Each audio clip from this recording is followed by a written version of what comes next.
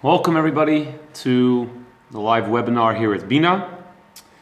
I hope it's been a good start to a new week. So today I wanted to discuss being health conscious in Torah. This is an area which unfortunately may be often ignored. The concept of taking care of one's physical health as a part of living a religious Jew's lifestyle. An interesting statistic, in 2001, the Israeli Ministry of Health issued a report saying that obesity rates are 7 times higher amongst the ultra-Orthodox population in Israel. Which is a very unfortunate statistic and definitely does not need to be that way. Probably the practical explanation of that is 2 things. First of all, a lot of yeshiva students, young boys, are learning in yeshiva all day and don't take off time to exercise, which I'm not saying is a good thing, I'm just saying a fact. And another part of it is that a big part of Jewish culture is eating. It's just part of what we do. We just came from a month of Tishrei, of 3-day Yom Tovs, 3 days of eating and eating and eating and more eating. And that could be an explanation for that. Now, that doesn't mean it has to be that way. Eating is a very big part of the culture of Judaism. But obviously everything can be done in a normal way and in a healthy way. So, first of all, let's examine where the source of the obligation to be healthy comes from in the Torah. So the verse tells us, "V'nishmartem me'oid lenafshoseichem," which literally means be very careful with your soul. Now, the literal translation is talking about something else, but our sages learn out that one of the meanings of this pasuk is that a person is obligated to take care of their health, their physical health, and to stay away from dangerous things, number 1, and number 2, to take care of their health. Now, whether this is a biblical commandment or a rabbinic enactment is a dispute. The Chassam Sofer says it's midoraisa, which means it's biblical. The Levush, another great halachic authority, says it's an enactment of the sages. They used the verse, what's called an asmachta, which means that when the rabbis instituted certain things, a lot of times they found a verse to sort of bank their enactment on, but it's not that the mitzvah actually comes from there. But either way, it's definitely an obligation. And just to put a little bit of perspective there, what does that mean? If it's biblical, it's not biblical, that the sages instituted it. It doesn't mean that before the sages came and instituted this, or made this decree, or this mitzvah of protecting your health, it doesn't mean that before that, anybody was allowed to do whatever they wanted and you can just disregard your health. In other words, it doesn't mean that biblically speaking, you could do whatever you want to yourself, but the rabbi said you can't. No, it was always a Jewish value to take care of yourself. On the contrary, the rabbis saw that people were becoming lax in that, so they made this official mitzvah, so to speak, to take care of your health. It doesn't mean that before then it was just a free-for-all and you could do dangerous activities and hurt yourself. It just means that there was no official commandment in the Torah to take care of yourself if you go with that approach that it's not biblical. But if you go according to the approach of the Chassam Sofer, it already dates back, biblically speaking, midoraisa, from that pasuk, nishmartem me'oid lenafshoseichem, that you're commanded to protect your health. So either way, the conclusion is that there is such an obligation. As the Shulchan Aruch tells us, the Jewish Code of Law tells us, after going through a whole bunch of laws about health, for example, the example that's brought over there is drinking unprocessed water with bugs inside of it, without inspecting it for insects. In other words, it's not healthy water. The Shulchan Aruch says, and I quote, "Whoever violates these and similar matters, saying, quote, I will endanger myself. Why does everyone else's opinion about this matter to me? Or I am not careful about this. In other words, it's my health, who cares?" So such a person, the Shulchan Aruch says, he should be given lashes for his betrayal. And that's actually it doesn't literally mean that you should go give lashes to everybody. It's an expression that's used, makas mardus, which means lashes from the sages, not lashes biblically speaking. But obviously we don't give lashes nowadays. So what it's trying to say is that it's a very severe prohibition. It's a way of saying that you've just transgressed a prohibition, and therefore, in theory, you're liable for a punishment. And then it says, and one who is careful in this regard, a blessing of goodness shall come upon him. In other words, the Jewish code of law is saying that if someone disregards their health, saying that why is my health anybody else's business, that's a sin, and somebody who protects their health is doing a great mitzvah and a great blessing comes upon them. What's an example for such a thing? So the practical application is in two things. First of all, staying away from very dangerous things. So the Shulchan Aruch tells us as follows. If there's a gushing river, Mayim Roitzvin, a gushing river, a person should not walk through it, even if the water does not go past their waist. In other words, it's a river with a very strong current, it's dangerous, something could happen, a person is forbidden to walk through that.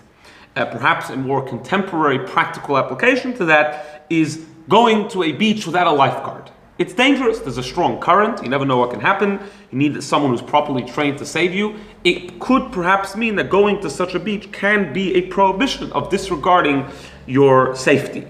Another application to this is road safety, being careful on the road. In the book which I've quoted before, called Headlines, which he goes through a number of modern day questions based on Torah sources, he quotes over here a letter from Rabbi Levi. Rabbi Levi was perhaps one of the greatest halachic authorities of our generation. He only passed away a few years ago. And it's quite a lengthy letter, but I'll just quote one thing he says here. He says, the obligation to protect one's body and life is among the great obligations to which a person is bound as an outright requirement according to the law of the sacred Torah. And he says, to our dismay, there is grave disregard of this matter even among Torah students who are careful about halachic details, but they are negligent with regard to road safety and enter situations of danger or possible danger. May Hashem guard and protect them. In other words, nothing bad should happen to the people. But he's saying this is a terrible, terrible thing. A person who's observant of all the other commandments, they're very strict. There's no reason why, when it comes to traffic safety, people are negligent. It's a prohibition. It's an isur. A person is obligated to protect their health. So that's or protect their safety. That's one application. In other words, a person has to make sure they stay safe.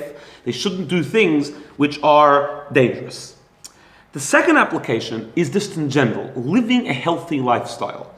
There is quite a significant part of the Rambam in the Yad HaChazaka, Mishnah Torah, which he dedicates to this, how a person should live a healthy lifestyle. And he starts off saying the follows.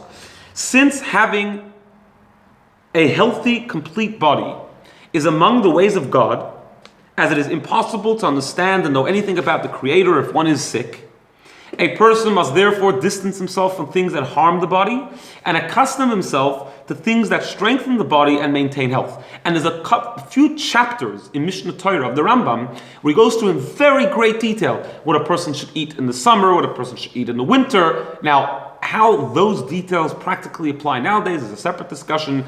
The various commentaries explain that perhaps the bodies work differently in those days, but whether the specifics actually apply nowadays is irrelevant to our discussion. The point is that he goes into very, very, very great detail what a person should eat, how much a person should eat, what time of the year, how much time a person should sleep, how often a person should bathe, take a shower, because these things are important. And he puts it part of a sefer, of a book, which he calls halachas, the laws of a Jew, because it's part of the life of a Jew. And other things, other examples which are brought in the Jewish code of law about hazardous food, about dangerous foods, is, for example, mayim megulim. Mayim megulim means water which was left exposed. Water which was left exposed, no one was watching it, can potentially be dangerous because perhaps a snake has contaminated the water through its venom. That is what it says in Shulchan Aruch. The Shulchan Aruch itself goes on to say that in a place without snakes, you don't need to worry about that, but the concept is there. Another very famous application to this is that the Shulchan Aruch says that a person should not eat meat and fish together because meat and fish will cause leprosy. Now again, this is an interesting example because although nowadays it seems to be that there's no problem if someone eats meat and fish, there's no skin diseases that come as a result of that, but the enactment has stayed, and it is still the custom to refrain from, still the law to refrain from eating meat and fish together, which is why on the Shabbat meal we have fish, and then we're supposed to take a drink, rinse out your mouth, and then have meat after that. There's various other halachas. For example, it says that you shouldn't eat food or drink a drink which has been kept under a bed overnight because it could be contaminated. Other such examples which could be harmful to one's health. Now, if you apply all of that to nowadays we have research that say that certain foods are unhealthy, like an excessive amount of sugar, etc., etc. One could say that all of these examples which are brought in the Jewish code of law are examples, but the same thing would apply to any other food which is medically proven, which is dangerous for you. There would be not only just because you want to be healthy, a halachic obligation to refrain from eating those foods. However, the truth is this goes actually a step further. Not only is there an obligation for a Jew to be to watch their health and to refrain from things which are dangerous, it could even be that it's even more stricter than refraining from forbidden things. As the expression goes in the Talmud, Chamira sakanto me isura, which means that sakanta, danger, is more strict than isura, which means things that are forbidden. Which means, in a way, a person has to be more strict with things that are considered dangerous than things that are just forbidden. What's an example for this? So, for example, if a kosher animal was slaughtered, one of the things we check for is what's called a treifa. A treifa means that there's a certain terminal illness that the animal had before it was slaughtered, that if it has this illness, it's considered it is considered a treifa and cannot be eaten. Now, most of these treifas we don't actually even check for because we rely on what's called a chazaka, which means statistically it's statistically not probable that it has this treifa. The one treifa that we do check for is the lungs. We check the lungs, they have certain holes, maybe that would render it a treifa. What would happen if you slaughtered an animal and then another animal came and grabbed a part of this animal's body and walked away with it and then came back with it? And then you found holes. So it could be one of two things. Either the animal died this way, so it's a treifa, or the second animal which just attacked your dead animal which you just slaughtered, it devoured this animal and caused these holes. Which one is it? Either it's a treifa or not. So we say that you can rely on the chazaka. Statistically, it's probable that it was the animal which caused these holes to be in the intestines or whatever part of the body is, and it's not a treifa. However, this only applies when it comes to the laws of a treifa. What happens if you have a fruit which was pecked at by a bird, and you come by and you see holes? Maybe the holes come from the bird. However, says the Gemara, maybe the holes come from a snake, which is poisonous. So here too, statistically, you saw the bird pecking the fruit. There's no snake around. But it could be that there's a snake who caused these holes. You cannot eat the apple. Statistically, you can rely on the chazaka that it wasn't the snake, it was the bird. Chamira sakanta mi isura. When it comes to the laws of treifa, that's an isur, that's a prohibition. When it comes to the laws of sakanta, of danger, that's dangerous, and therefore you cannot even rely on a probability. You have to worry about even the most remote possibility. Now, why is it that way? Not because, God forbid, prohibitions are not important. The Chassam Sofer explains the reason is simple. Because when it comes to the laws, for example, of treifa, the same God that said that you're not allowed to eat a treifa said that you can rely on a probability, that it's not a treifa. So, just to explain what that means. So, let's say you ate this animal because you relied on the probability that it wasn't a treifa or just another animal who caused these holes. Let's say that it actually was a treifa. Will God punish you for that? Will it be considered a sin? Of course not. Because that itself is the law. That itself is what God wants. He wants you to rely on this probability. Unlike when it comes to the laws of danger, there God says no. When it comes to your body, when it comes to your health, you're not even allowed to rely on a probability, on statistics. You have to worry about every remote possibility and be careful about your health. That's how important it is to watch your health. Then there are other things like mystical dangers and endangering oneself for a mitzvah, and that we'll get to on Thursday. Have a wonderful day.